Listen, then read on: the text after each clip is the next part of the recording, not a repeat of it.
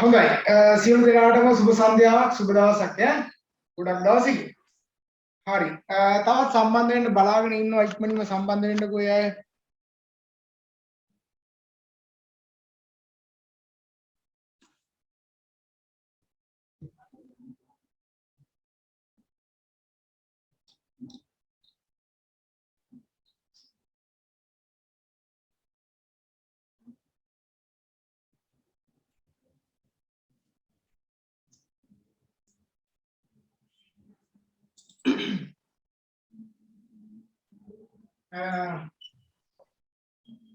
ආගන්නකෝ ඒතකොට ඔයාලත් එක්ක මට කතා කරන්න තියෙන කාරණාව තමයි කේවල ව්‍යාපෘතිය පිළියෙල කිරීම සම්බන්ධයෙන් තමයි කතා කරන්න තියෙන්නේ. ඒතකොට කේවල ව්‍යාපෘතිය කොයි විදිහටද පිළියෙල කරන්න කියන කාරණාව ඔයාලා තේරුම් ගන්න ඕනේ. එතකොට කේවල ව්‍යාපෘතියට අදාළ කරුණු කාරණා ටික මම ඔයාලට දැන් දෙන්නම්.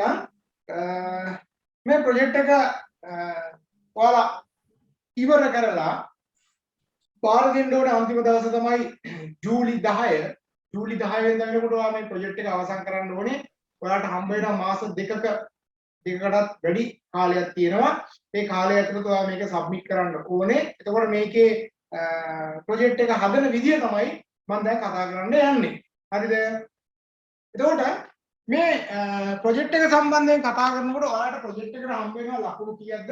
20ක් හම්බ වෙනවා. ඔයා මේ වෙනකොට ෆයිනල් එක්සෑම් එක ලියලා ඉන්නේ. ෆයිනල් එක්සෑම් එකේ ඔයාලට ලකුණු 80ක් හම්බ වෙනවා. එතකොට ප්‍රොජෙක්ට් එකේ ලකුණු 20ක් හම්බ වෙනවා. ඒතර ෆයිනල් එක්සෑම් එකේ ඔයා ලියපු ලකුණු 100 පේපර් එකක් ලිව්වට ඒකෙන් 80කට තමයි අපි එකතු කරගන්නේ. ඉතුරු 20 හම්බ වෙන්නේ ඔයා මේ හදන ප්‍රොජෙක්ට් එකෙන්. එතකොට අවසානයේ ඔයාලට ලකුණු හම්බ වෙනවා 100ක්. ඒතර මේකෙන් අවම 75කට එහා ගන්න කියන එක තමයි කියන්නේ. හරි. දැන් ලියන එක නම් ලියලා ඉවරයි. හැබැයි මේ 80 ඔයාලට එහෙම් පිටින්ම ගන්න පුළුවන්.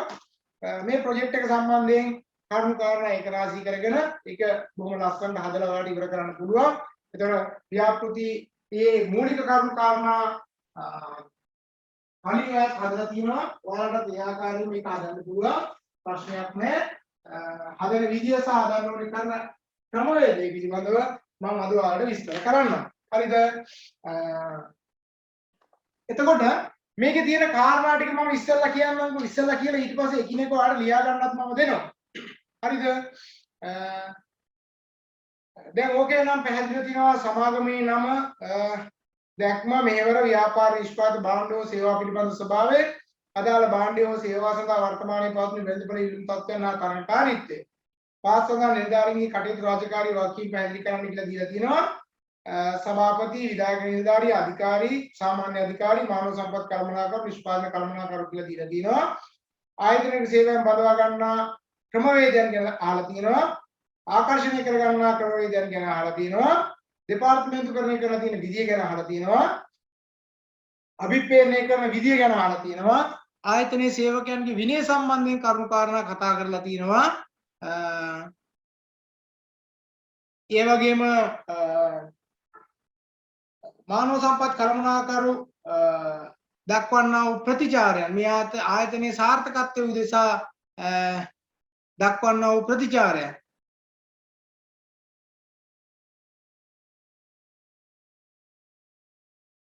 හරි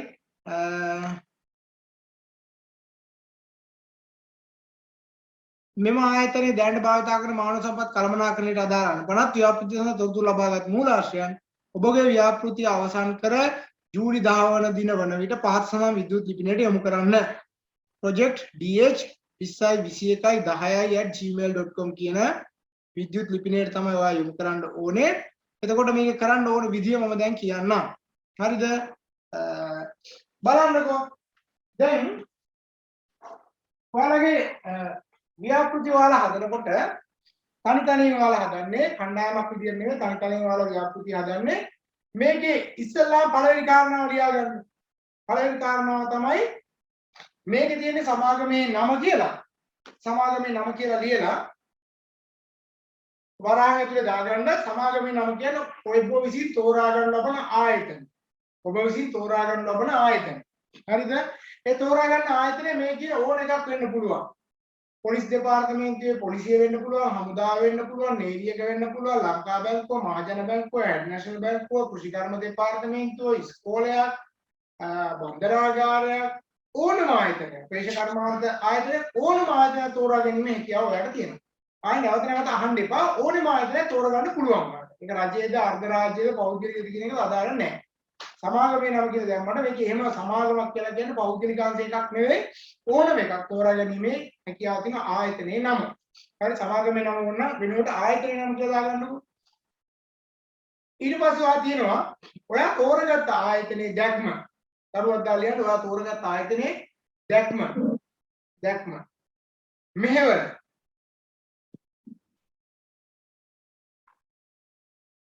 ඊට පස්සේ ඊගාට ආයතනයේ නිෂ්පාදිත භාණ්ඩ හෝ සේවාවන් වල ස්වභාවය. ආයතනයේ නිෂ්පාදිත භාණ්ඩ හෝ සේවාවන් වල ස්වභාවය. ඊගාව එක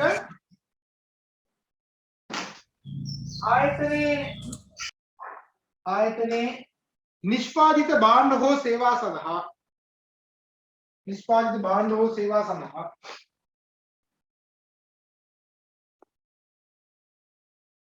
ආයතනයේ නිෂ්පාදිත භාණ්ඩ හා සේවා සඳහා වර්තමානයේ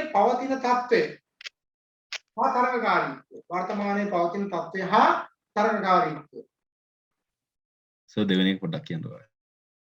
දෙවෙනි එක කියලා කියන්නේ දැක්ම මෙහෙවර ව්‍යාපාරයේ නිෂ්පාදිත භාණ්ඩ හෝ සේවා පිළිබඳ ස්වභාවය.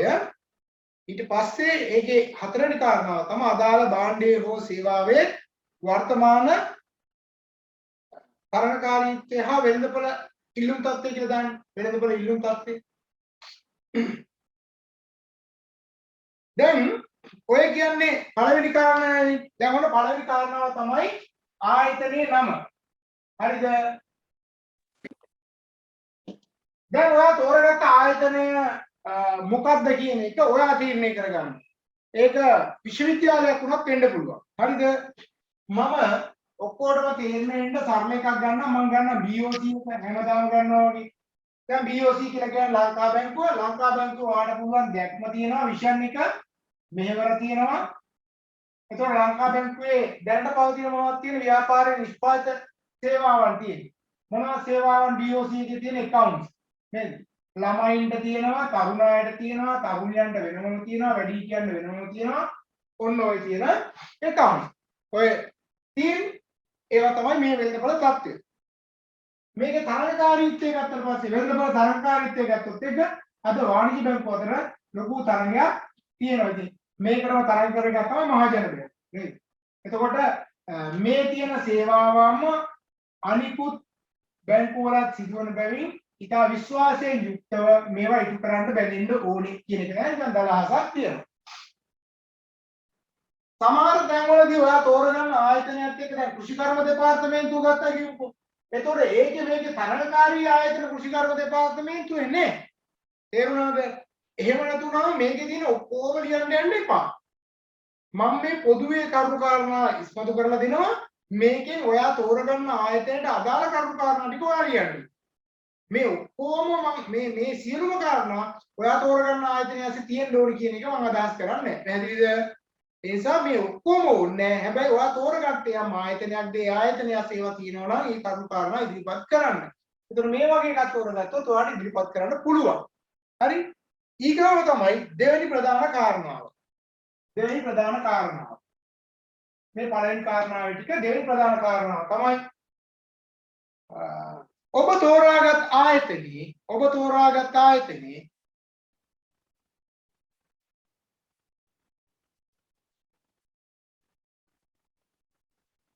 සේවකයන් 5 දෙනෙකුගේ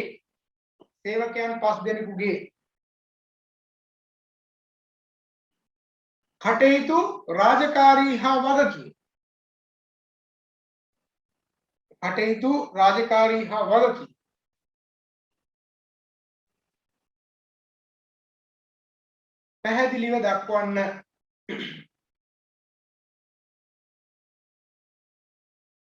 පැහැදිලිව දක්වන්න.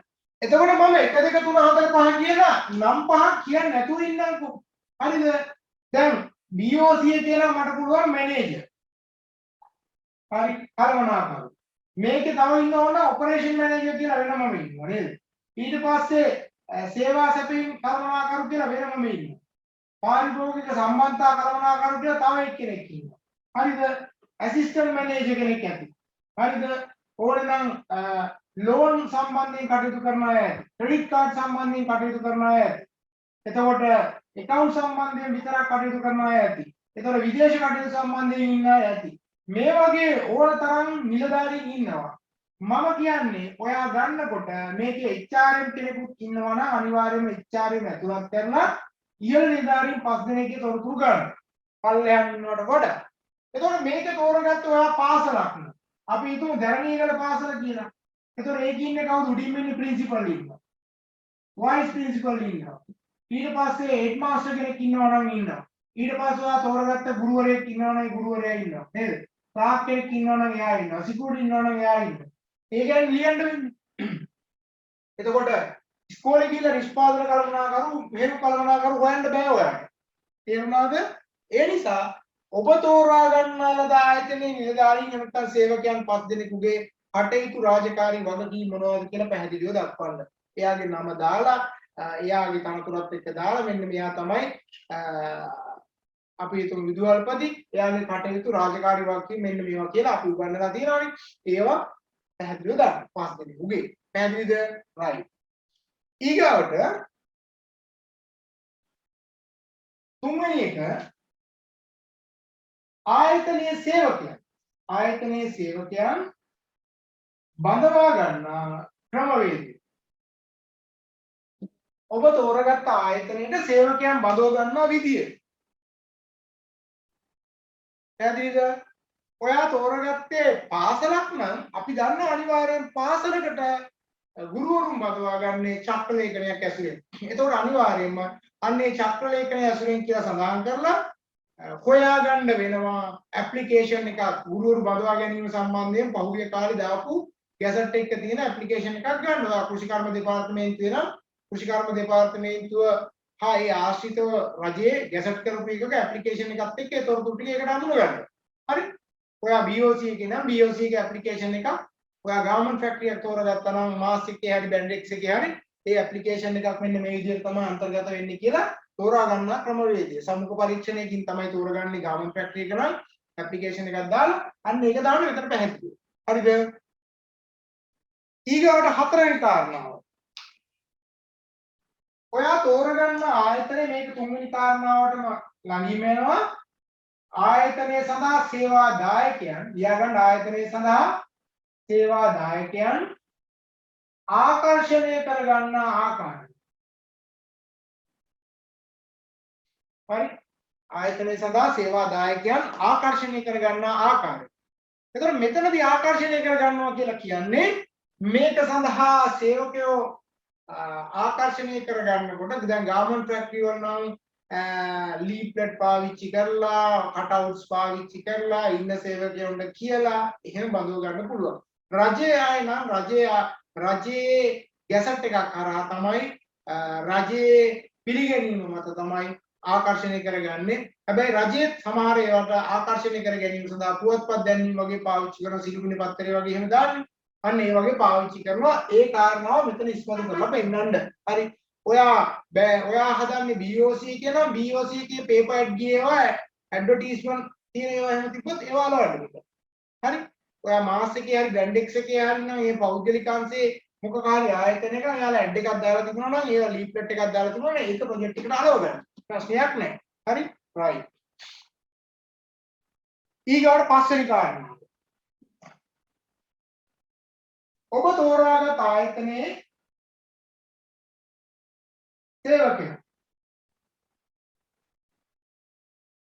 අභිප්‍රේරණය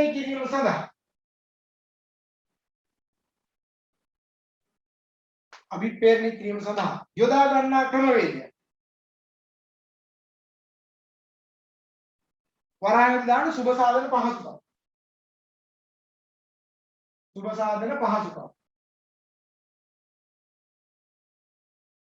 පහසුකම්. මෙතන ඉන්න සියලු දෙනාම අනිවාර්යයෙන්ම රැඳිලා ඉන්න ඉවර වෙනකන් ඈ විශේෂ කාරණා කීපයක් මට අවසානයේ කතා කරන්න තියෙනවා ඈ. ඒ නිසා රැඳිලා ඉන්න. දැන් සුබ සාධන පහසුකම් කියලා ගත්තොත් ලංකා බැංකුවේ වෙන්න පුළුවන්. ලංකා බැංකුව යාලට තියෙනවා වාහනයක් ගන්න ණයක් දෙනවා, නිවාස ණයක් දෙනවා, අඩු පොලියට නේද? ඒ වගේම බෝනස් හම්බ වෙනවා.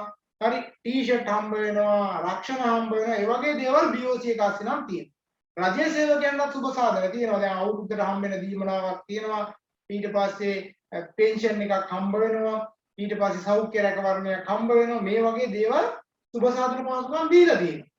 නිමාඩු ටික හම්බ වෙනවා නේද? ඒ දේවල් තමයි අවිපේරණය කිරීම සඳහා ඒ වගේම උසස් වී නියමිත කාලවකවානුව උසස් වී ලබා දීම වගේ දේවල් එක තමයි එයා අවිපේරණය වෙනවා. දන්නවනේ මොටිවේෂන් ගැන අපි වෙනම කතා කරලා තියෙනවානේ. හරිද? අන්න ඒ කාරණා ටික තමයි මෙතන ඉස්මතු කරලා ලියන්න ඕනේ. පහ.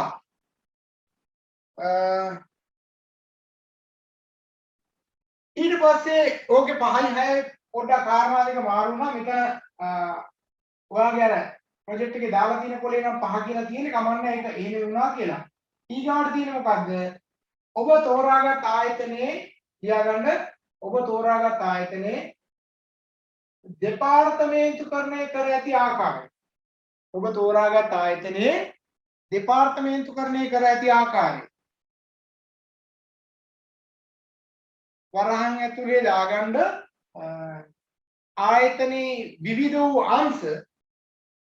වූ අංශ බෙදා වෙන්කර දක්වා ඇති ආකාරය. දැන් මේකේ ડિපාර්ට්මන්ට් විදියටම අපි ඉගෙන ගත්ත විදියම අපේ ශාඛාව වෙනත් ශාඛාවක ස්ථාපිත කිරීම කියන කාරණාව නෙවෙයි. මම මෙතනදී එහෙම තියෙන දැන් තියෙනවා. නමුත් දැන් හිතන්න BOC එක ඇතුලේ ලංකා බැංකුවේ නම් මේවා විවිධ අංශ තමයි මම බලාපොරොත්තු වෙන්නේ. මොනවද ඒ අංශ? ඔයා දන්නවා මේකේ අංශ ගත්තොත් එමේ ඉතිරිකිරීම සම්බන්ධයෙන් වෙනමම තියෙනවා. ණය දීම් සම්බන්ධයෙන් වෙනමම තියෙනවා. එතකොට ක්‍රෙඩිට් කාඩ් සම්බන්ධයෙන් වෙනමම තියෙනවා. විදේශ විනිමය සම්බන්ධයෙන් වෙනමම තියෙනවා. පාරිභෝගිකයන්ගේ ගැටළු විසඳීම සඳහා වෙනමම තියෙනවා. දෙපාර්තමේන්තුවක ස්ථාපිත කරලා තියෙනවා. තේරුණාද? අන්න ඒවා තමයි මෙතන අංශ කියලා කියන්නේ. දැන් පාසලක ගත්තා පස්සේ පාසලක් ඔයා ගත්තොත් තෝරගත්තොත් එහෙම පාසල ආස්ති. විද්‍යාංශ තියෙනවා, ගණිතාංශ තියෙනවා, කලාංශ තියෙනවා, වාණිජාංශ තියෙනවා නේද? ඒ වගේ අංශ බෙදලා තියෙනවා. ක්‍රීඩාංශයක් වෙනම තියෙනවා, සෞන්දර්යාංශයක් වෙනම තියෙනවා. අන්න ඒ වගේ බෙදලා තියෙනවා.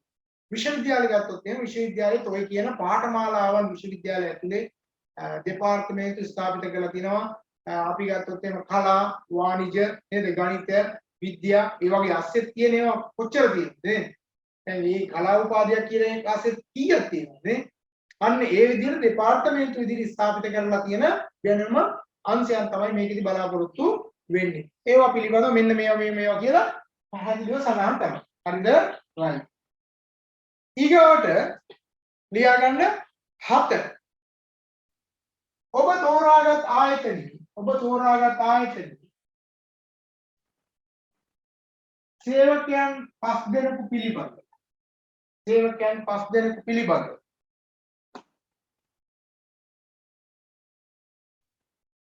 පහත ප්‍රශ්න වලට අදාළව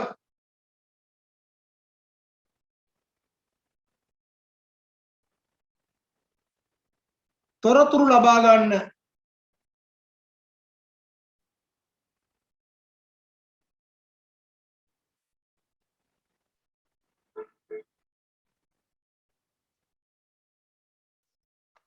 හරිද? දැන් ඔයා මේ ආයතනයේ සේවකයෝ 5 දෙනෙක් තෝරගන්න. හරිද? සේවකයෝ 5 දෙනෙක් තෝරගත්තට පස්සේ එයා ප්‍රින්සිපල්, වයිස් ප්‍රින්සිපල් එහෙම ගන්න පුළුවන්.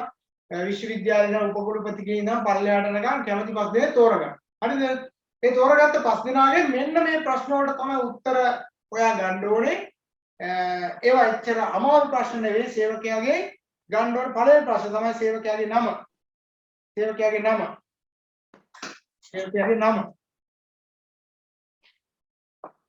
දෙක සේවයට බැඳුණු දිනය.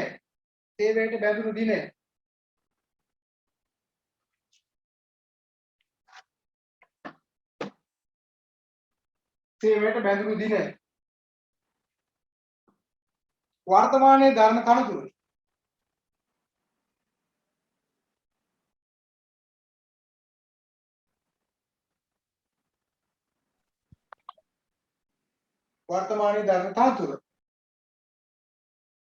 ඊට පස්සේ වර්තමානයේ දරන තනතුරු පිළිබඳව සතුටු වන්නේද නැද්ද යන්නේ.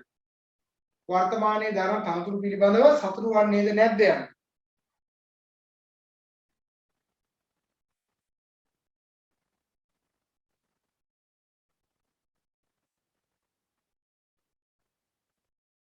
ඊගවට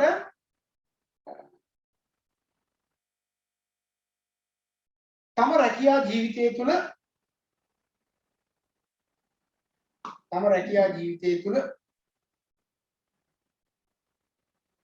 මුහුණ දීමට සිදු වූ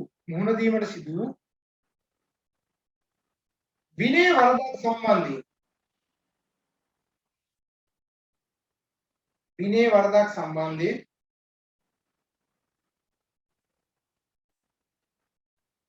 දඬුවම් ලබා ඇතනම් ඒ පිළිබඳව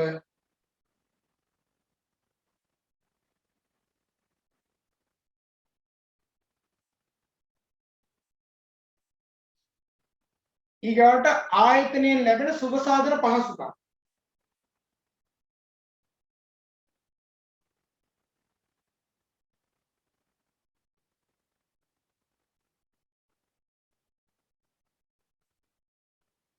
හරි.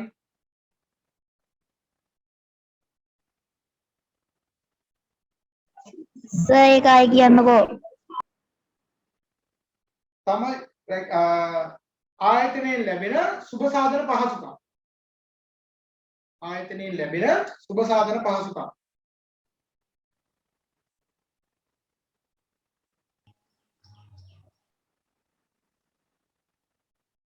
ඊගාට ඔබගේ රැකියාව පිළිබඳ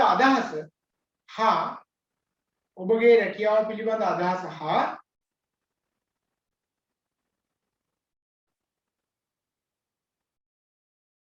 වෙනත් ආයතනයකට රැකියාව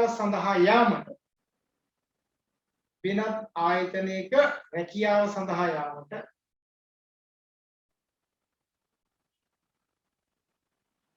අපේක්ෂා කරන්නේද යනවා.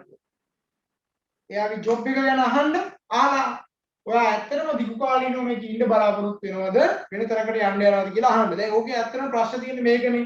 එයාගේ නම ඇහුවා නම් W.S. සිල්වා නේද? රැකියාවට බැඳුණු 2002 ජනවාරි 28. එයා කියයි වර්තමානයේ දරන තනතුර සහකාර කළමනාකරණය. වර්තමානයේ දරන තනතුර පිළිබඳ සතුරු වන්නේද කියලා ඇත්තටම මම බොහොම සතුටෙන් තමයි රස්සාව කරන්නේ. එහෙම නැත්නම් මම එතරම්ම සතුටු නෑ. මම ඉගෙන ගත්ත දේ නෙවෙයි මට හම්බුනේ කියලා එයා කියයි. ඒ වගේම විනය වරදක් මට ඇත්තට විනය වරදක් වෙලා තියෙනවා. රැකියාවට එන්න බැරි වුණා එක දවසක්. සමහරලාට මම මේක නිවාඩු දැම්මේ නෑ. ඊට පස්සේ ආයතන ප්‍රධානියා ඒ බව මට ලිඛිතව දෙන්න දුන්නා වගේ දෙයක් කියයි. වරදක් සම්බන්ධයෙන්. යාට මතකේ නැත්තම් නෑ කියලා කියයි. එතකොට එයාට හම්බෙන සුබ සාධන පහසුකම් සමහරලාට කියන මට නිල ඇඳුම් හම්බ වෙනවා, ආහාර හම්බ වෙනවා, ප්‍රවාහන පහසුකම් හම්බ වෙනවා, සෞඛ්‍ය පහසුකම් හම්බ වෙනවා කියලා එයා කියයි. ඒක ලියාගත්තා. ඒ වගේම ඔයා මේ ආයතනයේ රස්සාව ගැන බොහොම සතුටින් මම රස්සාව කරනවා. මම දිගු කාලෙම මේ ආයතනයේ බලාපොරොත්තු වෙන්නේ. මම වෙන ආයතනයකට යන්න බලාපොරොත්තු වෙන්නේ. මෙතන මේ తాවකාලිකව තමයි ඉන්නේ කියලා සමහර අය නෑ නෑ මම දිගු කාලීනව මේ ආයතනයේ දිගටම ඉන්න බලාපොරොත්තු වෙනවා කියලා කියයි. එතකොට ඒ කියන තොරතුරු ටික පැහැදිලිව ඔයා ලියාගන්න. එච්චරයි. එතකොට ඔයා යන්න ඉස්සෙල්ලා ප්‍රශ්න ටික දන්නවා. ඒ ප්‍රශ්න වලට අදාළ උත්තර ටික ගන්නවා. හරිද? right. ඔන්න 7. ඊගාවට 8. 8 වෙනි කාරණා. මෙම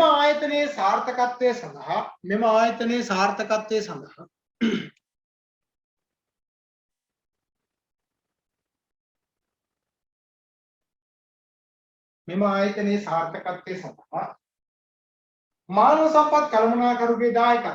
මානව සම්පත් කළමනාකරුගේ දායකත්වය. ඕකේ වරහන් ඇතුළේ ඔයා ලියා ගන්න මෙහෙම ඔබ තෝරාගත්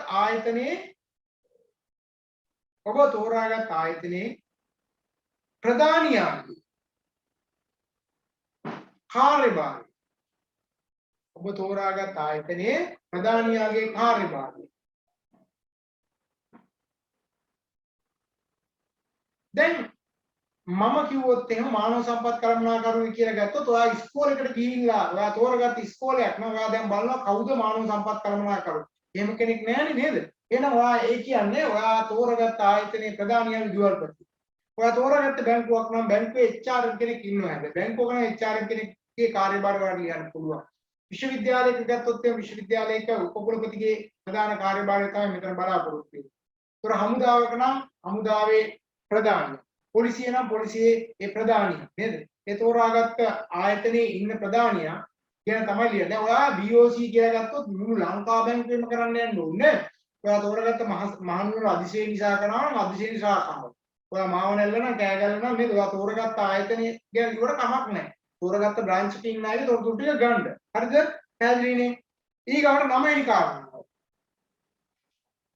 ඔබ තෝරාගත් ආයතනය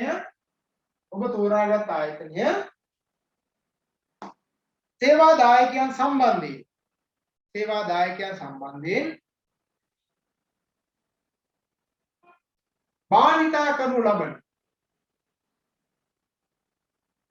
භාවිතා කරනු ලබන මානව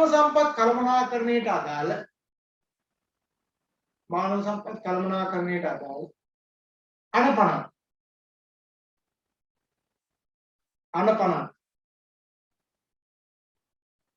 දැන් බලන්නකො දැන් අනපනත් කියලා ගත්තට පස්සේ මොන ආයතනයේ වුණත් පාවිච්චි කරන්න වෙන එකක් තමයි ප්‍රසූතිකාදාර ආඥාපන නේද? කාන්තාවන් ඉන්නවනේ හැම ආයතනයකම. ඒතකොට ඒ ආයතනේ අනිවාර්යෙන් ප්‍රසූතිකාදාර ආඥාපනද පාවිච්චි කරනවා. පෞද්ගලික ආයතනයක් නම් අනිවාර්යයෙන්ම සේවක අර්ථ සාධක අරමුදල, සේවානියුක්ති භාරකාර අරමුදල, ඊට පස්සේ පාරිතෝෂික ගෙවීම පිළිබඳ පනත, සාප්පුහා කාර්යාල පනත නේද? මේ පනත අනිවාර්යෙන් පාවිච්චි වෙනවා. එතකොට කාර්මික ආරවුල් පනත නේද? මේ වගේ දේවල් ඔයා තෝරගත්ත එකේ. දැන් රජයේ ආයතන වල නම් රජයේ ආයතන වල වෘත්තීය සමිති ආඥා පනතක් ක්‍රියාත්මක වෙනවා. කියනවා මෙන්න මේ මොනවද පාවිච්චි කරන අනපනත් කියලා ඒවා පිළිබඳව යම් පොඩි අදහසක් ලියුවට කමක් නැහැ. දැන ගැනීම සඳහා. හරිද? පැහැදිලි නේද? ඒතර ඔයා තෝරගත්ත ආයතනය ඒක ඉස්කෝලේ වෙන්න පුළුවන්, බැංකුව වෙන්න පුළුවන්. මොකක්ම ඒ තෝරගත්ත ආයතනය මෙන්න මේ පනත ටික පාවිච්චි කරනවා කියන එක සඳහන් කරන්න ඕනේ. ඊගොඩ අවසන් කාරණාව තමයි ව්‍යාපෘතිය සඳහා තොරතුරු ලබාගත් මූලාශ්‍රයන්. ව්‍යාපෘතිය සඳහා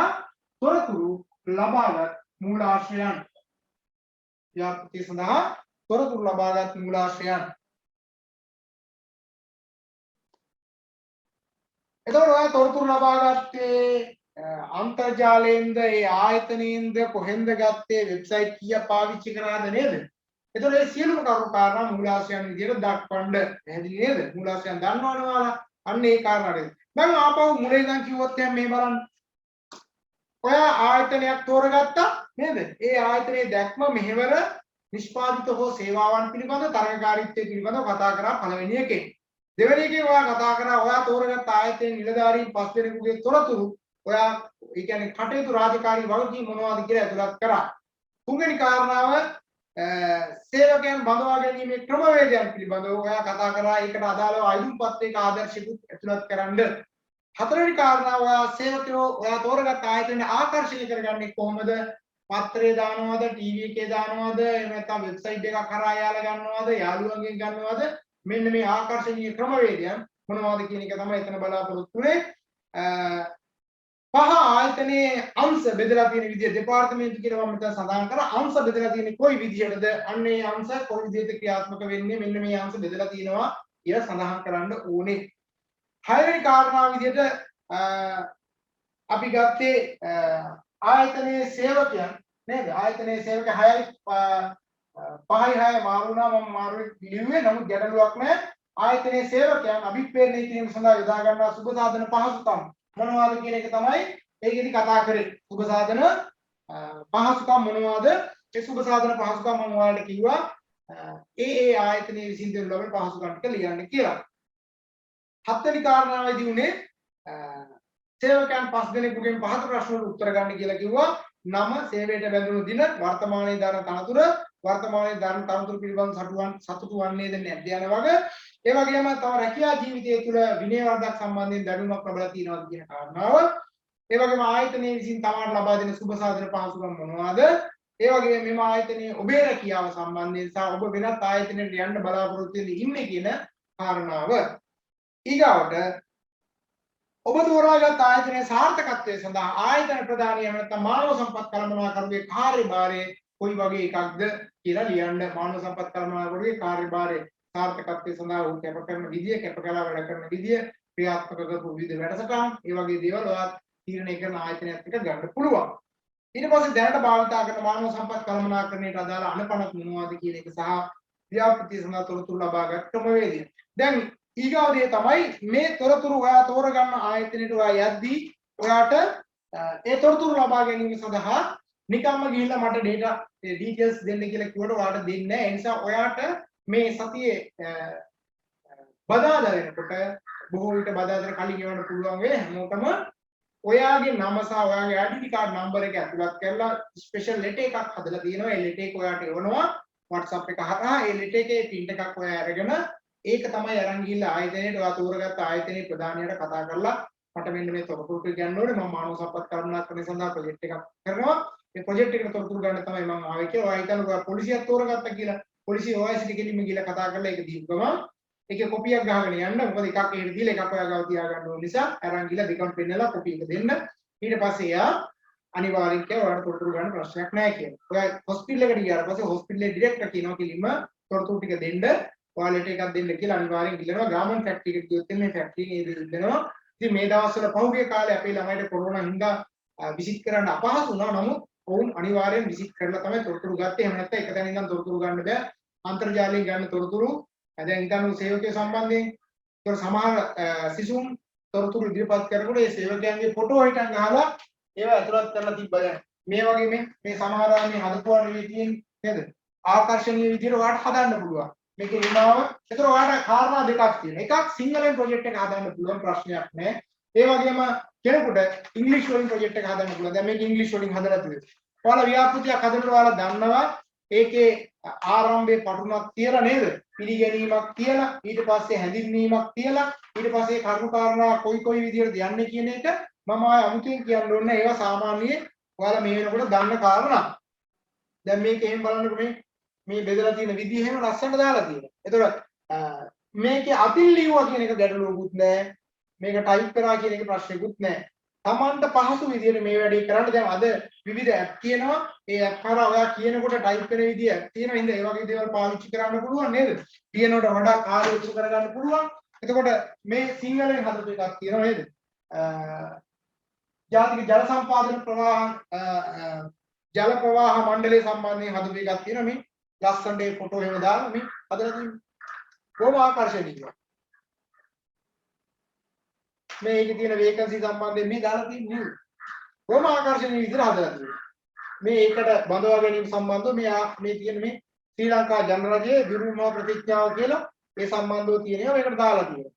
එතකොට අපි යමක් කරනකොට අපි අවබෝධයෙන් යුක්තව කරන්න ඕනේ. පෞද්ගලික තොරතුරු පළමුවන කොටස සමාගම තොරතුරු ඒ කාරණා ඉදිරිපත් කරපු ආකාරය සම්බන්ධයෙන් මේ කියන තොරතුරු සේවකයන් සම්බන්ධයෙන් ගත් ඒවා. එතකොට මේ ඒ විවිධ වැඩසටහන් පවත්වලා තියෙනවා. ඒ වැඩසටහන් සම්බන්ධ තොරතුරු.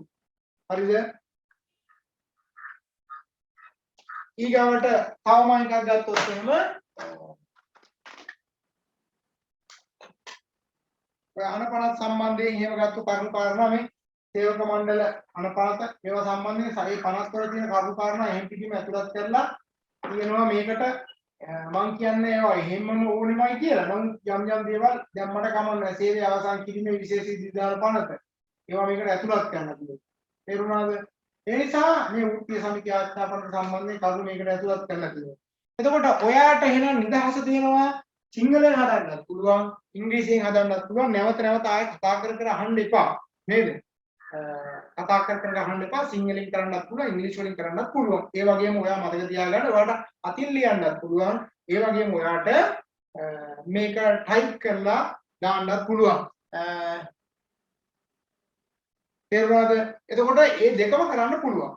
එතකොට මේකේ නිමාව කියන එක ලස්සනට තියෙන සමහර අය මේක පිටු 100 150ට හදලා තියෙනවා. සමහර අය පිටු 20 30ට හදලා තියෙනවා. අඩුම ගානේ පිටු 30කටවත් එහා අවම ඉවර කරගන්න. මොකද ඔයාට අවම ලකුණු 15ක්වත් ගන්න නේද? පිටු 30ක්වත් 40ක්වත් මේකේ අන්තර්ගතයේ තිබුණොත් එහෙම ඔයාලට ඇත්තටම ලකුණු 12කට එහා අනිවාර්යෙන් හම්බ වෙනවා 30කට එහා ගියා කියන්නේ. හරිද? එතකොට මේ ලකුණු ටික ගත්තොත් එහෙම ඔයාලට මේකෙන් ලකුණු 15ක් එහෙම 20ම ගන්න පුළුවන් කිසිම ප්‍රශ්නයක් නැහැ. සාමාන්‍ය පිටු 50කට එහා මේක ඔයා හදලා තිබුණොත් කරුණු කාරණා ඇතුළත් කරලා පිටු 50ක් 60ක් තිබුණොත් අනිවාර්යෙන් ඔයාලට ලකුණු 18ක් වගේ ප්‍රමාණයක් එහෙම පිටින්ම ගන්න පුළුවන්කමක් තියෙනවා බැරිකමක් නැහැ. තේරුණාද? ඒ නිසා ඒ ලකුණු 18 අනිවාර්යෙන් ඔයාලට ගන්න පුළුවන් කැපකිරීමක් කරන්න. කැප කරන්නේ නැතුව දැන් අද මෙන්න මේක කතා කරලා ඉවර වුණාට පස්සේ ආපහු අන්තිම සතියේ මේක සබ්මිට් කරන්න තියෙන්නේ තමයි ඔයාලට මතක් වෙන්නේ. මේක සබ්මිට් කරන්න ඕනේ නේද කියලා. එහෙම කරන්න එපා. තොරතුරු ටික එකතු කරලා යාළුවොත් එක්ක එකතු වෙලා මේක හදුවා කියලා මට ප්‍රශ්නයක් නැහැ. දැන් හිතන්නකෝ යාළුවෝ 3 දෙනෙක් එකතු වෙලා එකම ආයතනෙ. අපි හිතුව පෙරදිනේ විශ්වවිද්‍යාලය තෝරගන්නවා යාළුවෝ 10 දෙනෙක් ඉන්නවා. 10 දෙනා. මට ප්‍රශ්නයක් නැහැ. 10 දෙනාම තම තමන්ගේ තොරතුරු දාලා අර සේවකය සම්බන්ධයෙන් තොරතුරු ගන්නකොට එහෙම එක්කෙනෙක් දෙන්නෙක් එහෙම එක්කෙනාගෙන්ම ගන්න නැතුව මාරු කර කර ගන්න. ඒතර විෂන් මිෂන් ඔක්කොම එකයි. ඒතර මේක ආසි ස්ට්‍රැටජි පාවිච්චි කරන්න මට ප්‍රොජෙක්ට් එක මම බලනවා නෙවෙයි. ප්‍රොජෙක්ට් එක අපි සබ්මිට් කරාට පස්සේ මේ ප්‍රොජෙක්ට් එක බලන කෙනාට 10 දෙනෙක් එකට ගිහිල්ලා එකම ආයතනයේ හින්දා ප්‍රශ්නයක් නෑනේ. මූලාශ්‍රත් එකම වෙන්න පුළුවන්. හැබැයි සේවකයෝ වෙනස් වෙන්න ඕනේ නේද? සේවකයෝ වෙනස් වෙනවා. ඒතකොට සේවකයන්ගේ අදහස් වෙනස් වෙනවා. එතෙන්දී මේක වෙනස් වෙන්න පුළුවන් තැන් වලදී ඒක වෙනස් වෙන්න ඕනේ විදිහට ඔයා එක හදාගන්න. එහෙනම් යාළුවෝ 10ද 15ද 20ද මට අදාළ නැහැ. හැබැයි ඔයා කරන දේ හරියට ඒ කියන්නේ අරකෙම කොපිය ගහන්න යන්න එපා. දැන් යාළුවා කරපු එකේම කොපිය ගහලා එහෙම ගහන්න යන්න එපා. වෙනස් වෙන්න ඕන තැන් ටික දන්නවනේ. ඒ තැන් වලදී වෙනස් කරගන්න. වෙනස් කරලා හරියට ලස්සනට සාමූහිකව මේ වැඩේ ඉවර කරන මටත් ඕන ඔයාට ඒ සාමාර්ථයක් අරන් දීලා මේකෙන් එළියට යනවා. ඒක තමයි මගේ බලාපොරොත්තු. තේරුණාද? පහුගිය බැච් එකේ 300 ගාණක් ඒ ගත්තා. හරි බැච් එක 300 ගාණක් හිටියනේ. ඉතින් ඔක්කොටම ඒ හම්බුණා. ඒ වගේම ඔයාලා දැක්කා BMI CH එකේ ඉතාමත් ගෞරවාන්විතව මේ වැඩේ සාර්ථකව අවසන් කරලා නේද? සාතිකෙත් දීලා මෙඩල් එකකුත් දීලා කාස්කට් එකක් අතට දීලා ෆොටෝ ටිකක් ගහලා ඉවරලා තමයි ගෙදර යවුනේ. ඉතින් ඒ තිබ්බ ආඩම්බරේ අභිමානේ ඒක එහෙමම. ඒක මේ පාර තව වැඩි වෙනවා මිසක් කිසිම තැනකින් අඩුවක් වෙන්නේ නැහැ. එතකොට ඔයාලා එතනට යනකොට ඔයාලා මේ ස්ටේජ් එකට නගිනකොට ඔයා දැනගන්න ඕනේ ඔයාගේ සාතිකේ ඒකක් තියෙනවා කියලා.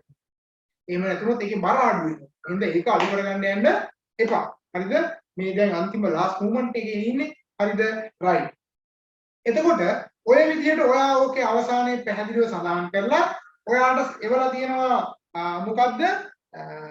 විද්‍යුත් මේල් එක දාලා තියෙනවා මෙන්න මේ මේල් එකට තමයි ඔයා දාන්න ඕනේ කියලා. හරිද? මේ බලා ගන්නකෝ. මේල් එක මම පෙන්නන්න මේ තියෙන්නේ. දැන් මේකත් මම ගෲප් එකට දාන්නම්. ඔබගේ ව්‍යාපෘතිය අවසන් කර ජූලි 10 වන දින වන විට පහත් සඳහා විද්‍යුත් ලිපිනයට යොමු කරන්න. project dh202110@gmail.com. හරිද? පැහැදිලිනේ? මේක මම ආපහු ගෲප් එකකට දාන්න.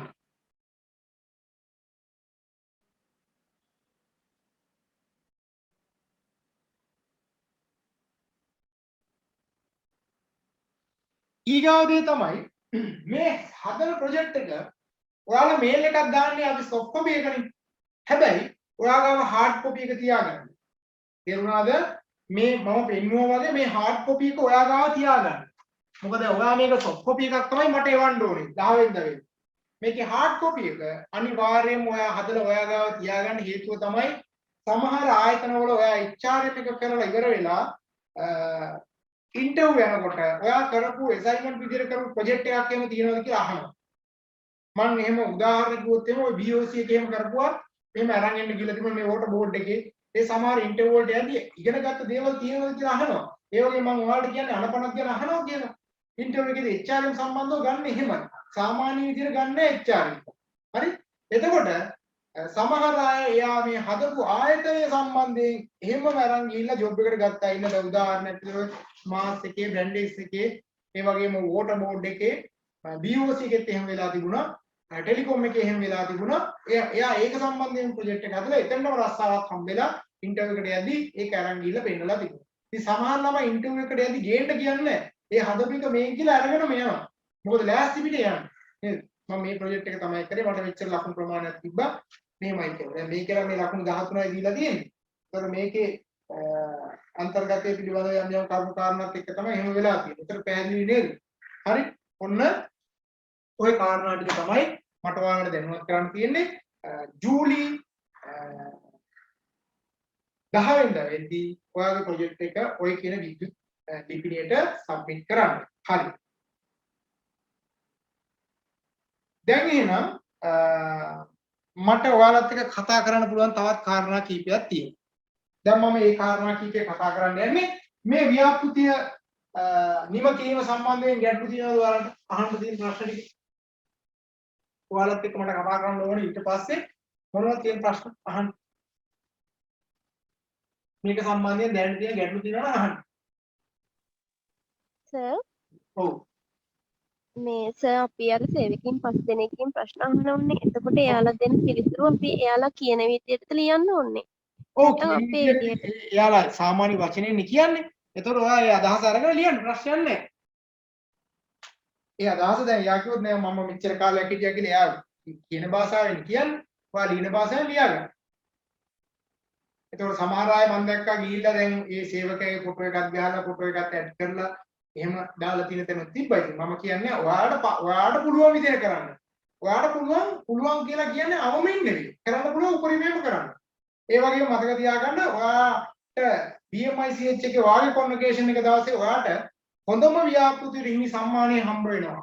හොඳම ව්‍යාපෘතිය කරපු කෙනාට මෙඩල් එකක් හම්බ වෙනවා.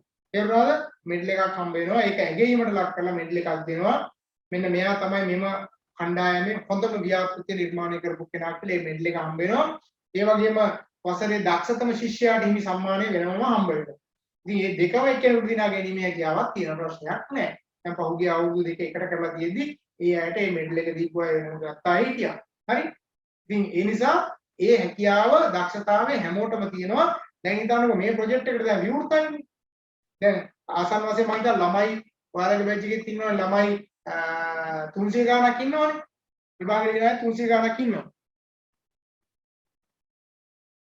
කණ්ඩායම ඔයාලගේ ප්‍රශ්නේ තියෙන දැන් ඔයාලා ඉන්න ABCD කියලා නේද මම F G H කියලා කියන්නේ F G H I J කියලා කියන්නේ නේද? ඔය විදිහට කණ්ඩායම් ටික බෙදලා තිබුණේ. ඒතර ඔය කණ්ඩායම් ටික තමයි ඔයාලට ABCD නෙවෙයි වැටෙන්නේ ඔයාලට ඔය කණ්ඩායම් ටික වැටෙන්නේ.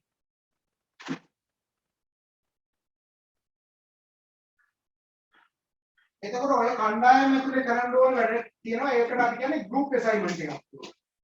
ඒතර group assignment එකක් ඔයාලට තියෙනවා කරන්න.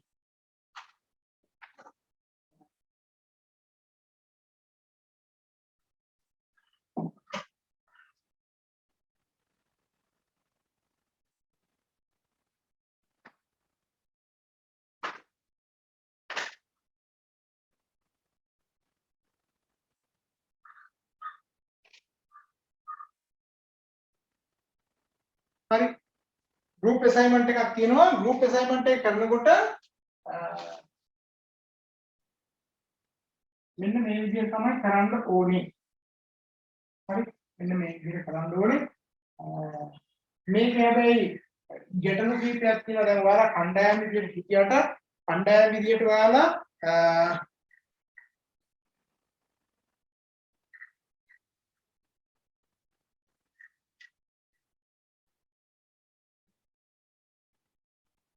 මේ group assignment එකේ G H I J කියලා තියෙන්නේ මේකේ ඇතුලේ දැන් ඔයාලා 60ක් විතර වගේ ඉන්නවනේ 50ක් 60ක් විතර වගේ ඉන්නවා හැබැයි මේ ඔක්කොම ඔයාලා දන්නේ නැහැ අඳුරගෙන නැහැනේ ඒ නිසා ප්‍රශ්නයක් තියෙනවා නැත්තම් ඒ ඔක්කොටම අපිට පොදුවේ මෙහෙම මේ විදිහට කරන්න කියලා කියන්න පුළුවන් නමුත් මෙතනදී ඔයාලට දැනට මේ group එක ඇතුලේ ඉන්න අය එකතු වෙලා විතරක් මේක කරන්න. තේරුණාද? දැන් group එක ඇතුලේ ඔයාගේ යාළුවෝ ටික ඔයාලට ඕන නම් පුළුවන්. සමහරවල්ලාට 10 දෙනෙක් එකතු වෙන්න පුළුවන්. සමහර 5 දෙනෙක් වෙන්න පුළුවන්. සමහරවල්ලාට දෙන්නෙක් වෙන්නත් පුළුවන්. ප්‍රශ්නයක් නැහැ. ඒතකොට ඒ අය මේ 60 දිනාම කණ්ඩායමක් එහෙම නැත්නම් හැදිලා මං කියන මේ assignment ටික කරවුවත් එකයි තනි තනි එහෙම නැත්නම් කවුරුත් නේද තනියම කරවුවත් ප්‍රශ්නයක් නැහැ. හරිද? තනියම කරවුවත් ප්‍රශ්නයක් නැහැ. මම ඒ assignment ටික මොකක්ද කියලා මට පොඩි වෙලාවක් දෙන්න විනාඩි කිහිපයක් මට අග්ගාවට කියන්න.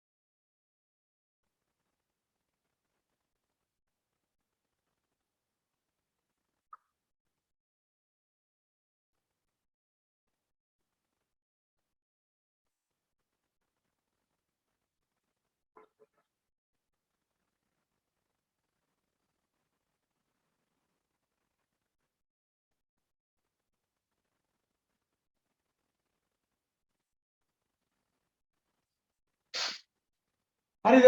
right. අහගන්නකෝ.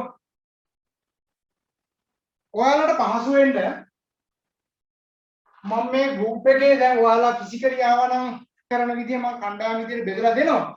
නමුත් මෙතනදී එහෙම පැහැදිලිව ඔයාලා මෙන්න මේ අය ඉන්නේ කියලා හඳුනා ගන්න බැරි නිසා ඔයාලට පුළුවන් මෙහෙම කරන්න. ඔයාගේ F එක ඇතුලේ කවුද ඉන්නේ කියලා ඔයාලට හොයාගන්න පුළුවන්. හැබැයි ඒක මට කරලා දෙන්න බෑ. හේතුව ඊගාවට පෞද්ගලිකව කැමති නම් විතරක් ඔයාලා කණ්ඩායමේක ඉන්න අඳුරන කණ්ඩායමත් එක්ක කටයුතු කරන්න. එහෙම නැතුව මේක ඔන්ලයින් කරපු නිසා ඒක අස්සේ ඉන්න අය දන්නේ නැති හින්දා නේද? සමහරලාට අපි එකතු වෙලා වැඩ කරමු කියලා එහෙම ටෙලිෆෝන් නම්බර්ස් අරගෙන එහෙම කතා බහ කරන්න යන්න එපා. එහෙම වුණොත් ඒක නිකන් අර කන්ෆියුස් වෙනවනේ. එහෙම කරගන්න නැතුව ඔයාලා නිකන් බුද්ධිමත් ළමයි විදිහට අවබෝධයෙන් යුක්තව සම්බන්ධ වෙලා ඒක ඇතුලේ වැඩ කරන්න පුළුවන් වාතාවරණයක් හදාගන්න. නමුත් මම දන්නා විශ්වවිද්‍යාල ශිෂ්‍යයෝ ඔක්කොම ඉන්නේ. ඒ නිසා ඔයාලට කතා බහ කරලා දැන් රුහුණේ ඉන්නවනම් රුහුණේ අය එකතු වෙලා මේ වැඩේ කරන්න පුළුවන්. රජරට නම් රජරට, පේරදිනේ නම් පේරදිනේ, ජපුරේ නම් ජපුර, කැලණි නම් කැලණි. ඒ ඉන්න ළමයි ටික ටක් ගාලා එකතු වෙලා ඒ කණ්ඩායමක ඇතුලේ ටක් ගාලා එකටම ඒ වැඩේ කරන්න පුළුවන්. මොකද මේක තනිතනියෙන් හැදුවා නම් එහෙම අසයින්මන්ට් 15ක් හදන්න දින එක. ඒ නිසා මම කණ්ඩායමක් විදියට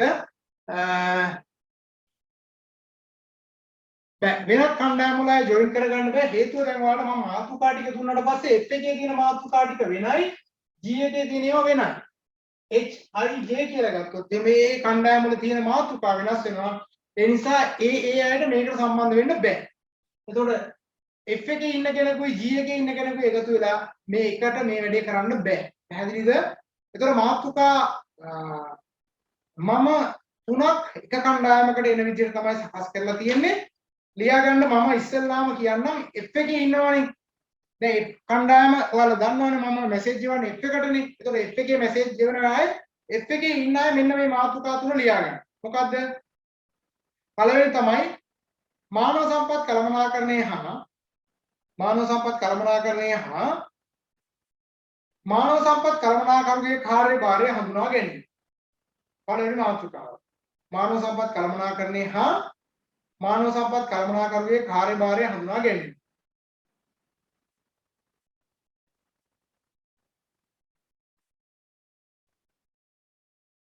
දෙක. තෝරා ගන්නා ලද ආයතනයක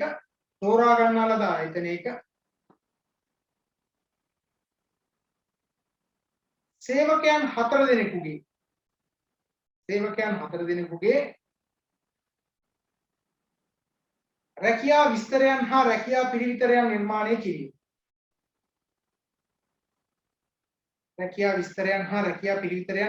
කිරීම. පැහැදිලිද? තුන්වෙනි එක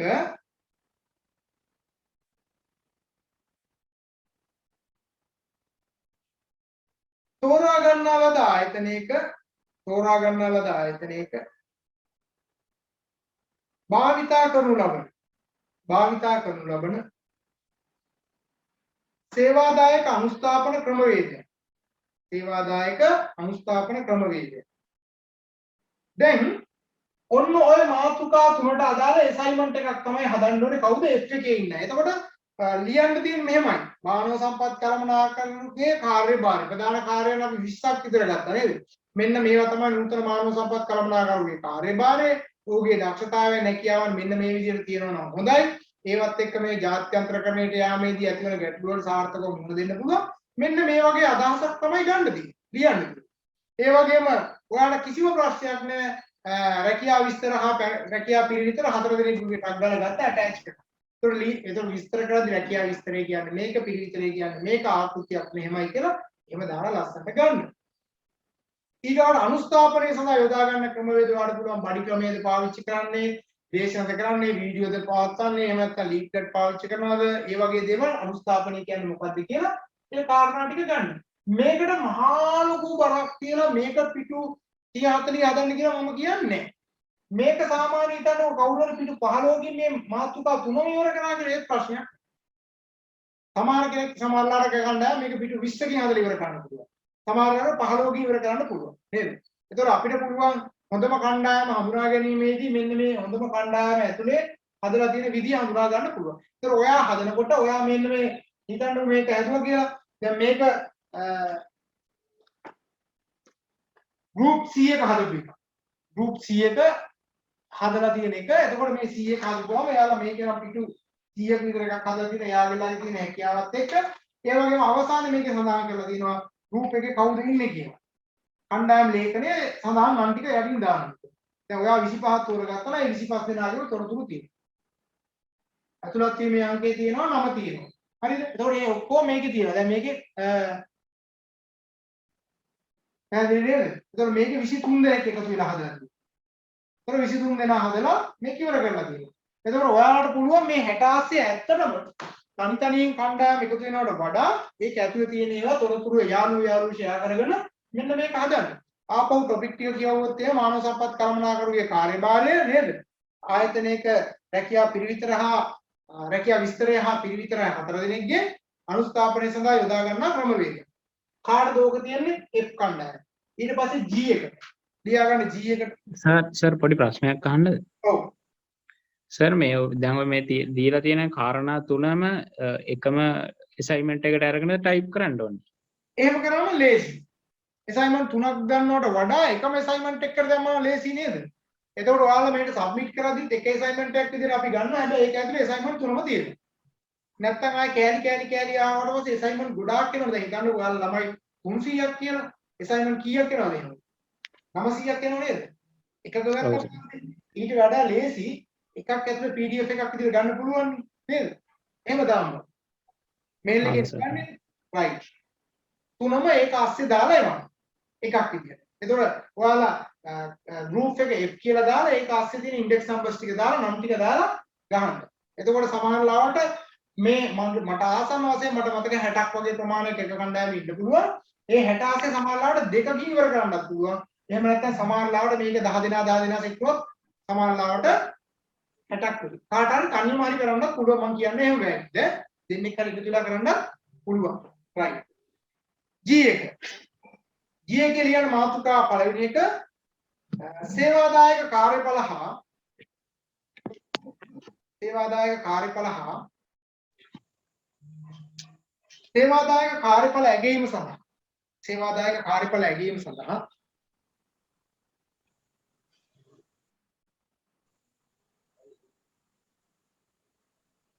සේවාදායක කාර්යඵල හා සේවාදායක කාර්යඵල ඇගීම සඳහා ආයතන යොදා ගන්න ලබන ක්‍රමවේද. ආයතන යොදා ගන්න ලබන ක්‍රමවේද. කාර්යඵල ඇගීම සඳහා කාර්යඵල ෆෝම් එහෙම මම කතා කරේ. අන්න ඒ වගේ ෆෝම් එකක් දෙකක් ඒවා තෝරගත් ආයතනෙන් අරගෙන දාගන්න. ඒකයි තියෙන්නේ. ඊගායක අභිප්‍රේරණය හා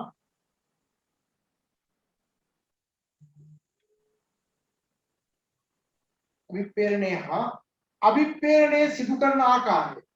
තෝරාගත් ආයතනයක් අභිප්‍රේරණය සිදු කරන ආකාරය. අභිප්‍රේරණය හා තෝරාගත් ආයතනය අභිප්‍රේරණය සිදු කරන ආකාරය. එතකොට පොදුවේ ඔයාලට ආයතනයට ගිහිල්ලාම තොරතුරු ගන්න ඕනේ නෑ මේක.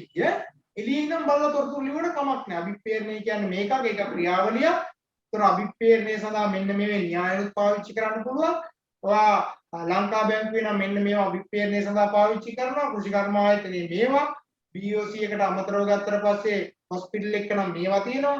රක්ෂණ ආයතන වල මේවා තියෙනවා කියලා ඒවා දාන්න පුළුවන්. හරි? 6 සංනිවේදනය හා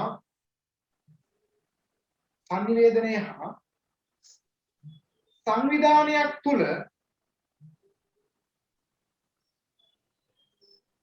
සංනිවේදනයේ භාවිතය. සංවිධානයක් තුල සංනිවේදනයේ භාවිතය.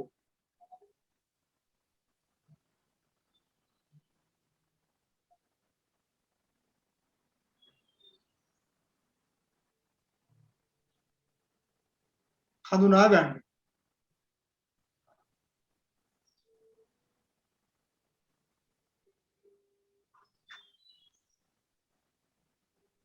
හරි. එතකොට ඒකේ ඉන්න අයට තියෙන්නේ ඔන්න ඔය මාතෘකා තුන නේද? කාර්යඵල කියන්නේ මොකක්ද කියලා ලියන්න. කාර්යඵල ඇගීම සඳහා යොදා ගන්න ෆෝම්ස් මොනවද කියලා දාන්න, ක්‍රමවේද මොනවද කියලා දාන්න, මෙතඩ්. අභිප්‍රේරණය කියන එක නිර්වචනය කරලා අභිප්‍රේරණය සඳහා පාවිච්චි කරන න්‍යායන් ටික දාලා මෙන්න මේ වගේ දේවල් පාවිච්චි කරන්න පුළුවන් කියලා දාන්න. ඊට පස්සේ සංනිවේදනය කියන්නේ මොකක්ද? සංනිවේදන ක්‍රියාවලිය කියන්නේ මොකක්ද? විස්තරයක් කරනවා නේද? ඒක අපි අඳුර ගන්න එක විස්තර කරන්නත් එපා. විස්තර කරලා ඉවරලා සංනිවේදනය සඳහා වර්තමාන ආයතන මේ වගේ දුරකථන පාවිච්චි කරනවා, ඊමේල් පාවිච්චි කරනවා, WhatsApp පාවිච්චි කරනවා. ඊට පස්සේ අන්තර්ජාල වශයෙන් පාවිච්චි කරනවා. බැංකුව වගේ ගත්තොත් තාක්ෂණය අද මෙන්න මේ විදිහට පාවිච්චි කරනවා. වීසා කාඩ් තියෙනවා. ඒතර වීසා කාඩ් වල ලොකු දෙයක් සිද්ධ වෙනවා. ඒතර තාක්ෂණය ගැන අදහසක් ඊපස්සේ දානවා. පැහැදිලිද? ඔය මාතෘකා තුන අදාළ වෙන්නේ කාටද? G1ට. G1ට.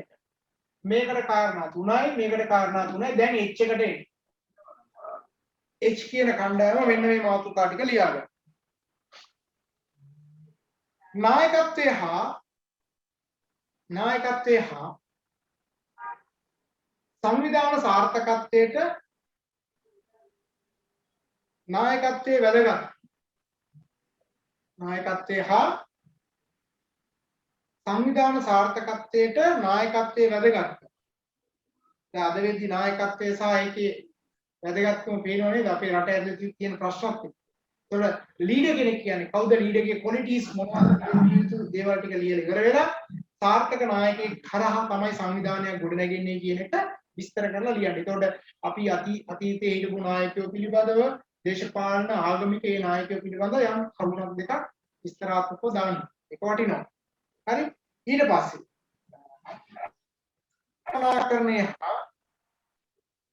ජපාන් කළමනාකරණයේ ප්‍රායෝගික භාවිතය. ජපාන් කළමනාකරණයේ ප්‍රායෝගික භාවිතය. දැන් ඔයාලා දන්නවා ජපාන් කළමනාකරණයේ ප්‍රධාන කාරණා පහක් තියෙනවා නේද? පංචවිධ සංකල්පය කියලා විස්තර කරලා පංචවිධ සංකල්පය අපේ රටේ පාවිච්චි වෙනවා, වෙනත් රටවල පාවිච්චි වෙනවා නේද? ඒක ගැන අදහසක් දෙන්න. පොලිසි. ඊගාවට සේවාදායක ආතතිය හා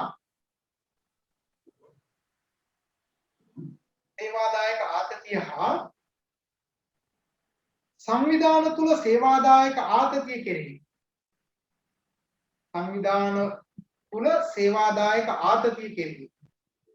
බලපාන සාධක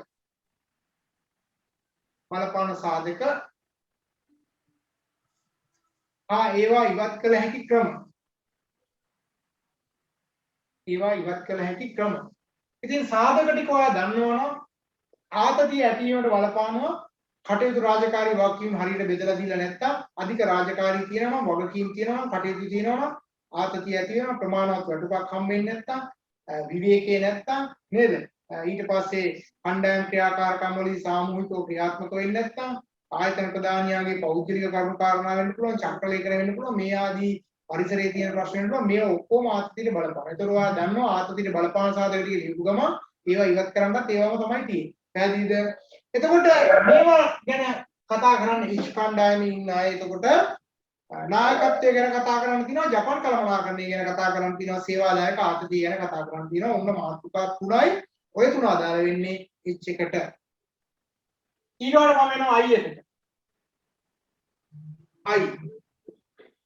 I එකේ ඉන්න අය මෙන්න මේ ටික ලියා ගන්න.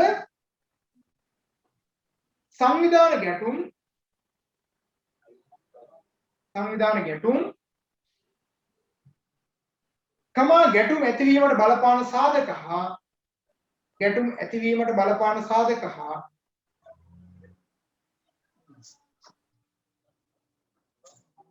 ගැටුම් කළමනාකරණය කළ යුතු ආකාරය. සංවිධාන ගැටුම් ඇතිවීමට බලපාන සාධක හා ගැටුම් කළමනාකරණය කළ යුතු ආකාරය. එතකොට ඔයාලා දන්නවා ගැටුමක් කියලා කියන්නේ යම්කිසි මතයක් පිළිගැනීම පිළි නොගැනීම නේද? ඒ තුන තමයි ගැටුම් නිර්මාණය වෙන්නේ.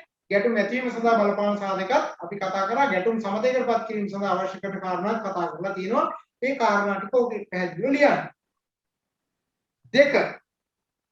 ඒ අයගේ දෙවෙනි කාරණාව සේවාදායක ආකර්ෂණය හා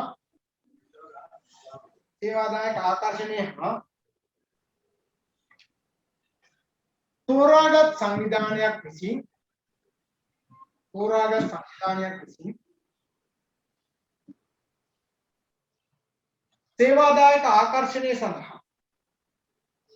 සේවාදායක ආකර්ෂණය සඳහා යොදා ගනු ලබන ක්‍රමවේදයක්. සේවාදායක ආකර්ෂණය හා තෝරාගත් සංවිධානයක් සේවාදායක ආකර්ෂණය සඳහා යොදා ගනු ලබන ක්‍රමවේදයක්. පැහැදිලි? ඊගාවට ඔයාලා තෝරාගත් ආයතනයක් ආකර්ෂණය සඳහා යොදා ගන්නා ලීෆ්ලට් තියෙනවා නම් ඒ leaflet poster banner cut out ඕන එකක් පාවිච්චි කරපුවා ෆොටෝස් වගේ දාලා ඒක හදන්න ලස්සන. ඊගාවට යාළුවගේ තුන්වෙනි මාතෘකාව අයි එකේ විනය කළමනාකරණය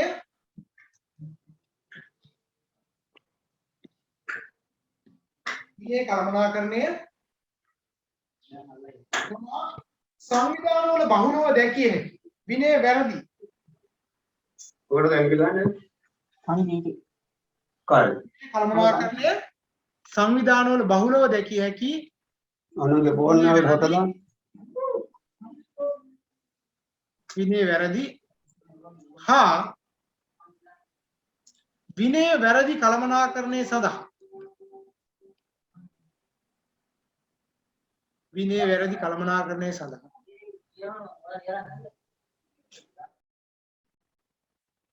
අනුගමනය කරන ලබන ක්‍රමවේද.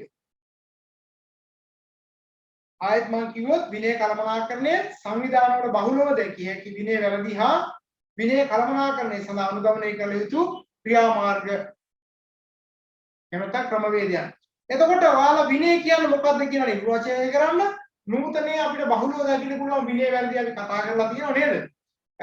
අපි කියන්නේ අවංකකම නැතිකම, ඊට පස්සේ සේවකයෙකු නීති රීති වලට පටහැනිව කටයුතු කිරීම, මෙන්න මේ ආදී කරුණු කාරණා. ඒතකොට විනය වැරදි සම්බන්ධයෙන් අනුගමනය කරන්න පුළුවන් හොඳම එකක් තමයි අර හොට් පේජ් තියරි එක. ඒතකොට අන්න මේ වගේ දේවල් කොහොමද කරන්න කියලා ඒ අදහසක් දෙන්න. තේරුණාද? එතකොට එහෙනම් ඔන්න I එක ඉවරයි. ඒතකොට I එකේ කතා කරලා තියෙන්නේ පැහැදිලිවම කාරණා තුනක්. මොකක්ද ඒ කාරණා තුන? ගැටුම් කළමනාකරණය ගැන කතා කරලා තියෙනවා, ආකර්ෂණය ගැන කතා කරලා තියෙනවා, විනය ගැන කතා කරලා තියෙනවා. හරිද? එහෙනම් දැන් අන්තිම එකට එනවා අපි කවුද? J එකේ ඉන්න අයට ලියන්න තියෙන මෙන්න මාතෘකා තුන ලියා ගන්න. එක වෘත්තීය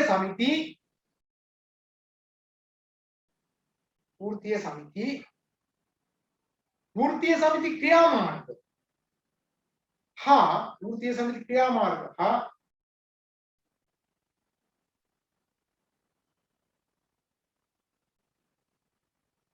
තෝරාගත් සංවිධාන කිහිපයක්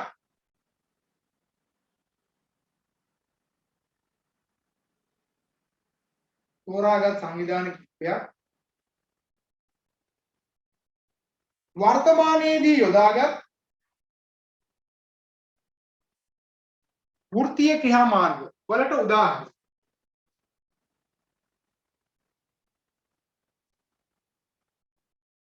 මම ඒකෙන් අදහස් කරේ වෘත්තීය සමිතියක් කියලා කියන්නේ 1935 අංක 17 කරන වෘත්තීය සමිතිය ආච්ඡාපනතරදී විහිද කරගත් එකක්. ඒ වෘත්තීය සමිතියේ ප්‍රධාන ක්‍රියාමාර්ග 6ක් තියෙනවා. ඒ 6 ගැන ඔයාලා ඉවරලා වර්තමානයේ හිතන්නකො දුම්රිය දෙපාර්තමේන්තුව එහෙම නැත්නම් කංචිතෙල් නීතිගත සංස්ථාව මෙන්න මේ වර්තමානයේදී මෙන්න මේ වෘත්තීය ක්‍රියාමාර්ග අනුගමනය කරා කියලා උදාහරණයක් එක්ක ලියන්න. බොරුවට ලියන්න නැතු මෙන්න මෙහෙම කරන්න පුළුවන් කියන එක නෙවෙයි. ඔයාලට අද පත්තරෙන් අරගෙන හරි ටීවී එකේ ගිය එකක් හරි හරියට මේ ඩේට් එක දාලා පින්තූරත් එක්ක දාන්න පුළුවන් නම් පින්තූරත් එක්ක දාලා ලියන්න. ඒකයි මම බලාපොරොත්තු වෙන්නේ. ඊගාව එක. ජාත්‍යන්තර මානව සම්පත් කළමනාකරණය හා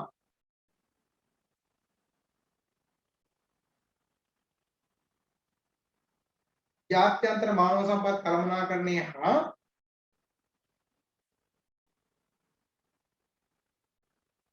ජාත්‍යන්තර මානව සම්පත් කළමනාකරණ අභියෝග සඳහා ජාත්‍යන්තර මානව සම්පත් කළමනාකරණ අභියෝග සඳහා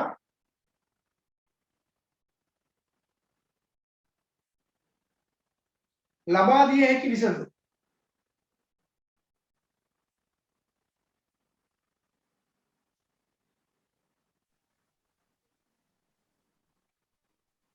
හරි.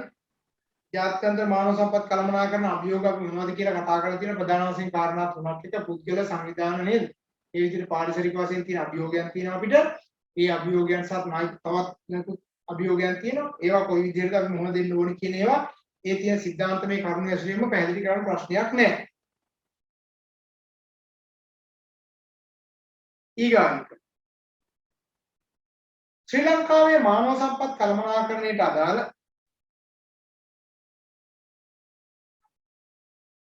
ශ්‍රී ලංකාවේ මානව සම්පත් කළමනාකරණයට අදාළ කම්කරු නීති හා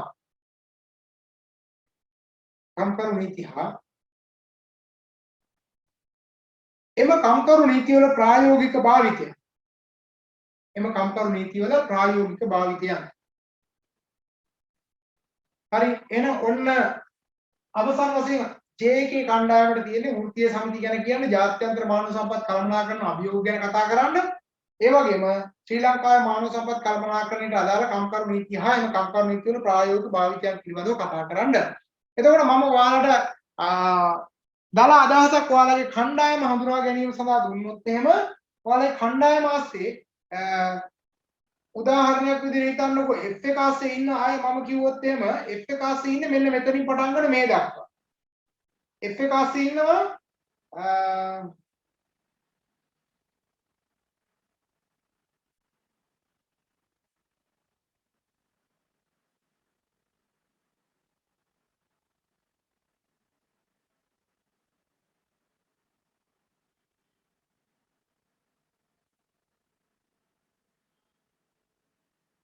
නමසිය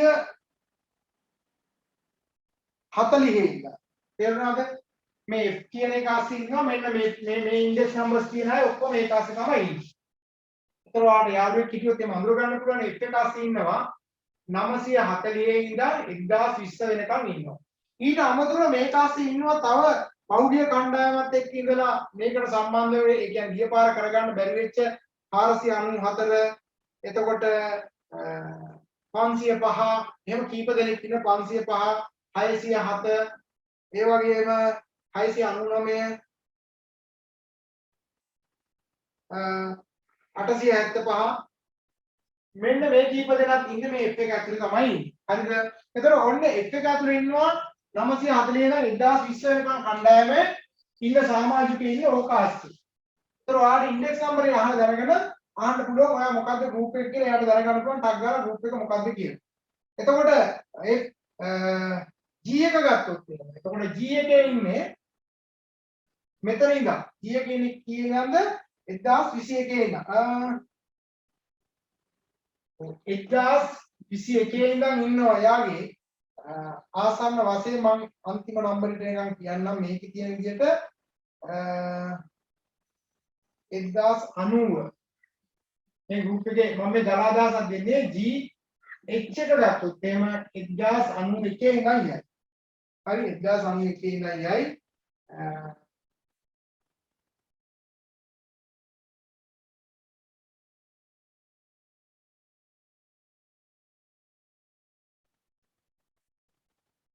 ඔය 1091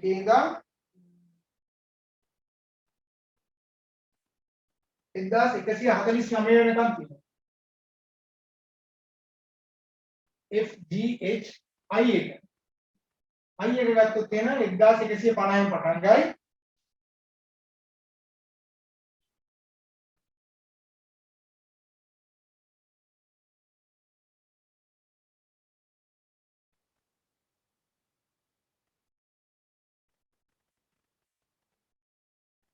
එතන ඉඳන් ආසන්න වශයෙන් මේකේ තියෙනවා 1210ට.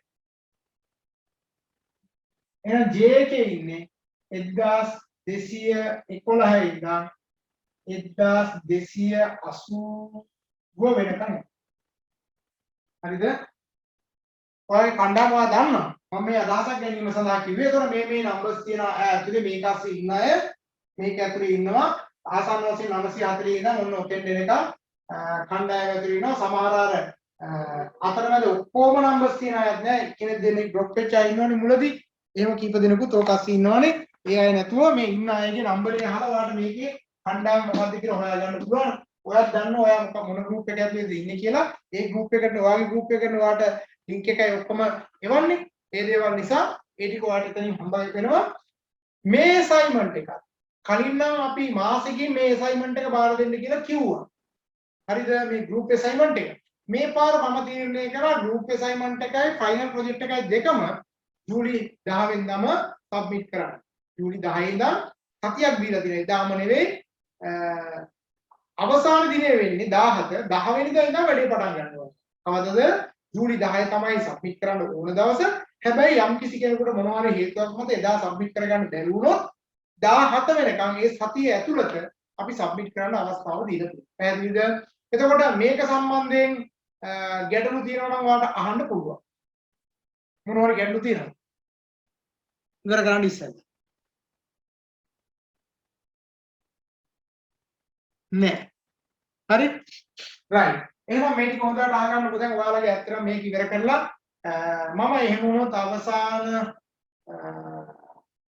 ජූනි 10 ඉඳන් 17 වෙනකම් ඔයාලගේ අර පේමන්ට් එක දාන්න ලෑස්ති කරගන්න. ඒක ලෑස්තිලා ඉන්න. එතකොට ඒකට මම මෙසේජ් එකක් දෙන්නම්. එදාට අපි හම්බ වෙන්න ඕනේද? හම්බ වෙන්න ඕනේ. මම එදාට ඔයාලගේ group එකට දාන්නම්. bank details එක දාලා ඒ මුදල දාලා සමාංකට රුපියල් 2000ක මුදල ඒක මම දාන්නම් සහතික පත්‍ර ගාස්තු කියලා දාන්නම්. නැත්තම් අඳුර ගන්න බෑනේ. ගෙවන්න ඕනේ. ඒකේ details ඔයාලා දාදි ඒ receipt එකේම දාන්න මේකෙන් දාන්න එපා. ATM එකෙන් දාන්න එපා. අනිවාර්යෙන් බැංකුව ඇතුළට ගිහිල්ලා ඉවර වෙලා තමයි ඔයා දාන්න ඕනේ. මොකද මේ receipt එක ඔයාලා අනිවාර්යෙන් තියාගන්න ඕනේ. අනිත් payment නම් machine එකෙන් දැම්මට කමක් නැහැ. මේ payment එක අනිවාර්යෙන් ඇතුළට ගිහිල්ලා දාන්න. එතකොට ඔයාගේ ID card number එකෙන් විස්තර ලියන්න තියෙනවනේ. ඒ විස්තරත් ඔයාලා ලියලා ඉවර වෙලා ඒකේ කොපියක් අනිවාර්යෙන් ඒ කොපිය receipt එක ඔයාගාව තියාගන්නක ඕනේ. ඒක ගෙව්ව සැනින් ඔයා ටග් ගාලා මට ඒක අනිවාර්යයෙන්ම WhatsApp එකට දාන්න ඕනේ. හරිද? ඒක machine එකෙන් දාන්න යන්න එපා. ඒක ඇතුළටම ගිහිල්ලා දාන්න. ට්‍රාන්ස්ෆර් කරන්නත් අහනවනේ ගොඩාක් අය. ට්‍රාන්ස්ෆර් කරන්න යන්නත් එපා. ඒක ඇතුළටම machine එකෙන්ම ගිහිල්ලා ගෙවන්න. ලංකා බැංකුවේ account එකක් තියෙන්නේ. ඒක ඒ වෙලාවේ ගෙවන්න. මොකද දැම්ම ඉඳන් ගෙවන්න යන්නත් එපා. හේතුව එහෙම බෑ. ඒක කියලා තියෙන කාලයත් එක්කම කතා කරලා මම ওই කාලේ අරගෙන මම දැන් ගත්ත කාලේ මම හෙට කතා කරලා කියන්න 10 17 අතර මේ ටික ගෙවන්න කියලා. ඒකල ඒක කතා කරලා ඒක ලෑස්ති කරගන්න. ඒතර ඔයාලා මතක තියාගන්න ඔයාලා වෙනුවෙන් එහෙම මට කරන්න තියෙනවා මේකේ වැඩ ගොඩක්. ඒක තමයි ඔයාලගේ සම්පූර්ණම ඇප්ලිකේෂන් එකක් ආපහු එහෙට යවන්න ඕනේ. එතකොට මම ඔයාලට ඉදිරි සතියේදී කියලා කියන්නේ ඔයාගේ පේමන්ට් එක කරන්න ඉස්සෙල්ලා මම ඔයාලට ඇප්ලිකේෂන් එකක් දානවා. තේරුණාද? youth එකේ ඇප්ලිකේෂන් එකක් මම ඔයාලට දානවා ජූනි මාසයේ පළවෙනි සතියේ. ඒ ඇප්ලිකේෂන් එක ෆිල් කරලා ඉවර වෙලා පේමන්ට් එක කරලා ඇප්ලිකේෂන් එකයි පේමන්ට් එකයි දෙකම තමයි ඔයා මට WhatsApp කරන්න ඕනේ. පැහැදිලිද? රිසිට් එක එවන්න ඉස්සෙල්ලා මම ඔයාලට ඇප්ලිකේෂන් එකක් කරනවා youth එක හරහා ඇප්ලිකේෂන් එකක් ගෙන්නගෙන ඒ ඇප්ලිකේෂන් එක ආපහු ඔයාලට මම දානවා. ඒ ඇප්ලිකේෂන් එක ඔයාලා ෆිල් කරලා ඔයාලා මට ආපහු වන්න ඒක එවනකොට ඒකත් එක්ක රිසිට් එකයි දෙකම එකවර එවන්න මතක තියාගන්න. වෙන වෙනම එවන්න එපා. දෙකම එකවර එවන්න. හරි? ඒ වගේම ඔයාගේ රිසිට් එකේ පේමන්ට් කරලා ඉවර වුණාට පස්සේ ඔයාලට හම්බෙන රිසිට් එක තියෙනවනේ. ඒ රිසිට් එකේ පැහැදිලිව උඩින් ඔයාගේ ඉන්ඩෙක්ස් නම්බර් එක ලියන්න. ලියලා ළඟ තියාගන්න. මොකද සමහර ඒවා මකින්නත් පුළුවන්. එහෙනම් රිසිට් එකේ මට දාන්න ඉස්සෙල්ලා ඔයාගේ ඉන්ඩෙක්ස් නම්බර් එක ලියන්න. ඔයාලට හම්බෙන කොළපාට කොපි එක. ඒ කොපි එකේ උඩින්ම ඔයාගේ DH කියලා ඉන්ඩෙක්ස් නම්බර් එක 1022 නම් 1022 කියලා ලියලා ඉවර වෙලා ෆොටෝ එක ගහලා ඒ වගේම මම එවන ඇප්ලිකේෂන් එක පුරු කරලා ඒකෙත් ෆොටෝ එකක් ගහලා මේ දෙකම එකවර සබ්මිට් කරනවා. හරිද? එතකොට මම ඔයාලට ඇප්ලිකේෂන් එක එවනවා කවද්ද? ජූනි මාසේ පළවෙනි සතියේ ඇප්ලිකේෂන් එක එවනවා.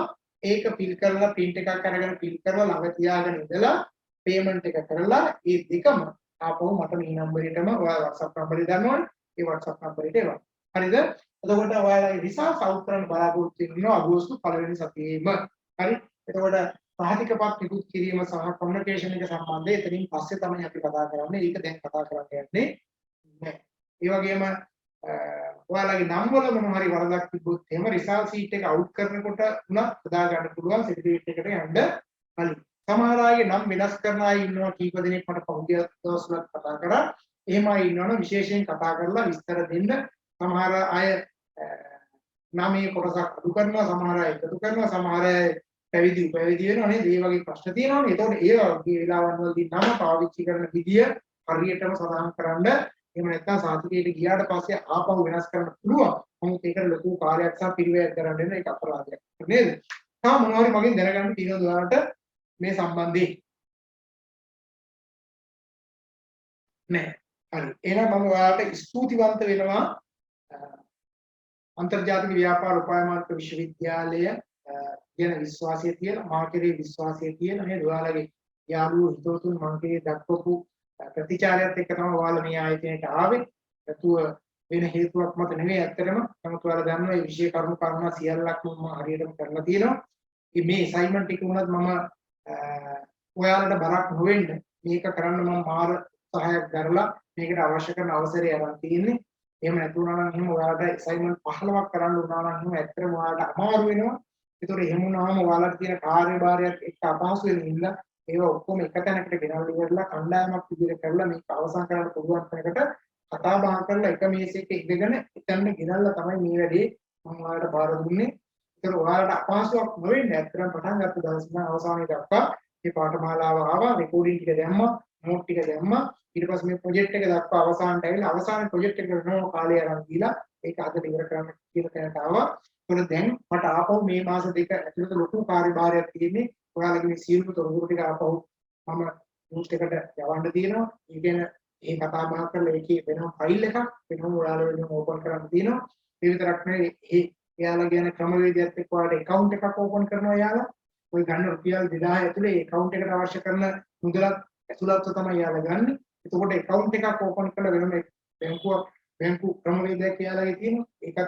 ඒකට ඇතුළත් කරනවා. ඒ විතරක් නෙවෙයි ඔයාලගේ තොරතුරු අන්තර්ජාලයට අප්ලෝඩ් කරන්න අවශ්‍ය කරන වටපිටාවත් එක්ක ඔයාලගේ ඇතුළත් කරන තොරතුරු මම ඒවා යාවත් කාලීන කරලා ඒ තොරතුරු ටික හෙට දෙන්න ඕනේ. ඒතකොට එක එක ශිෂ්‍යයා සම්බන්ධයෙන් වගකීමට වැදිලා ඉන්නවා මම. මොකද උගන්න ප්‍රමුඛ කාරණා සම්බන්ධයෙන්, ඉබ්බ විභාග සම්බන්ධයෙන්, අවසන් ප්‍රතිඵල නිකුත් කිරීම සම්බන්ධයෙන් තනි මග වෙන්න වෙනවා. එහෙම නැතුව එයාලා ඒ වගකීම බාර ගන්න නැහැ. ඉතින් ඔයාලා මේ 300 ගෙම එහෙනම් 300කට 10කට ආසන්න ප්‍රමාණයක් වගේ ඇති.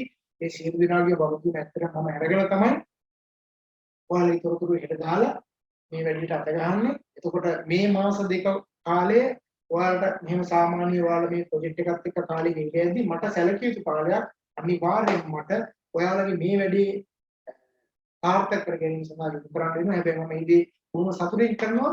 දුකෙන් නෙවෙයි සතුටින් කරන ඔයාලා වෙනුවෙන්. ඒ නිසා ඔයාලගේ ව්‍යාපෘතිය උපරිමයෙන්ම හදලා ඒ අදාළ දිනකට සබ්මිට් කරන්න. මොකද සමහරලාට ආසන්නයි කියන උන්න හැදුනා මලගියක් වුණා පිරිගියක් වුණා එහෙම කියන්නේ නැහැ. මොකද මාස දෙකක් කාලයක් තියදී දැම්ම මලගියක් පිරිගියක් තියෙන්නේ නැහැ නේද?